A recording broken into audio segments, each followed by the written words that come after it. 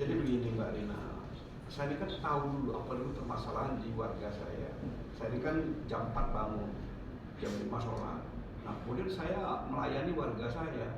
Nah jadi saya tahu persis apa sih yang kendala daripada warga saya dan apa yang diinginkan oleh warga saya.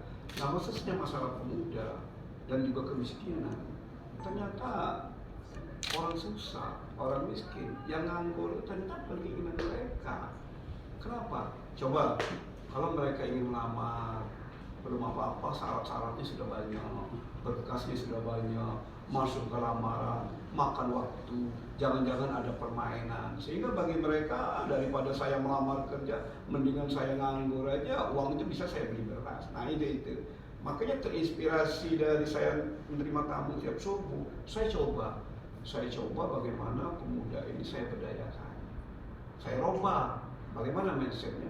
Bukan mereka yang melamar, tapi wali kota yang langsung yang menjadi pelamar.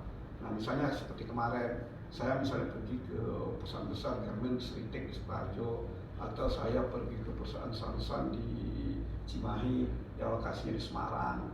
Ini saya juga akan pergi ke Batam, Tangerang, dan Boyolali. Saya yang melamarkan, saya pergi ke sana ke perusahaan. Saya jelaskan, di Prabu itu saya ada anak-anak muda saya yang mereka rajin, tapi mereka hidup susah. Mereka ingin bekerja, jaminannya saya yang tukang lamarnya gitu. Nah alhamdulillah, saya mendapatkan respon positif dari perusahaan-perusahaan yang datang tersebut. Nah setelah itu, saya baru menyampaikan ke wadah saya, ayo bagi warga Prabu Muli yang ingin bekerja di Garmen silakan melapor, daftar ke Disnaker dan juga ke Pak Wali Kota. Syaratnya apa? Nggak ada syarat, yang penting semuanya gratis, semuanya dibiayai oleh pemerintah, di backup oleh APBD saya. Jadi kalau misalnya ada narkoba, nanti saya yang membiayai biaya tesnya, SKCK, semuanya saya yang membiayai. Jadi mereka itu hanya melamar saja. Yang penting nawa itu dia itu rajin dan tidak malas. Nah kemudian kita latih apa kebutuhan daripada misalnya Sritek butuh garmen di bidang apa, kita melatihnya. Jadi lamaran langsung ke kita secara gratis dan kita latih juga secara gratis mereka. Kemudian setelah kita latih 1 bulan misalnya, kemudian berangkat ke sananya, itu gratis dari kita. Kemudian makan di jalan gratis dari kita. Jadi mereka tuh tahunya bekerja. Alhamdulillah animo sangat banyak. Saya diberi kuota oleh Sritek itu 1000, kemudian juga oleh Samsan 500. Dan juga selama ini kendala apa? Orang tua itu berat untuk melepas anaknya. Nah, kalau mereka melamar sendiri, apalagi cewek ya, wah saya melepas anak untuk ke Sukoharjo, atau saya melepas anak untuk melamar. Kan orang tua berat, apalagi anak cewek. Tapi kalau wali kota yang depan, saya yang menjaminnya, aman bu, anak ibu pasti aman. Tempat kerjanya sudah saya lihat, tempat tidurnya sudah saya lihat, kesehatannya sudah saya lihat, gajinya sudah saya lihat, lemburnya berapa, saya jamin. Silakan bu. Jadi ke perusahaannya saya yang melamar, ke orang tuanya saya yang maminkan. Alhamdulillah itu sangat berhasil. Dan menurut saya kalau ini diterapkan oleh seluruh kabupaten kota, saya yakin ini akan berhasil. Rupanya itu perusahaan kalau mereka melamar sendiri tidak yakin selama ini kalau orang per orang.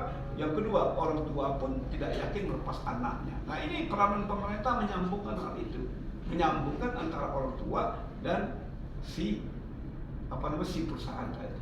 Perusahaan kan pasti yakin. Kenapa nggak yakin? Wali kota ini yang melamarnya. Nah kan pasti ada jaminan keamanan bahwa orang yang bekerja ini orangnya benar bagus.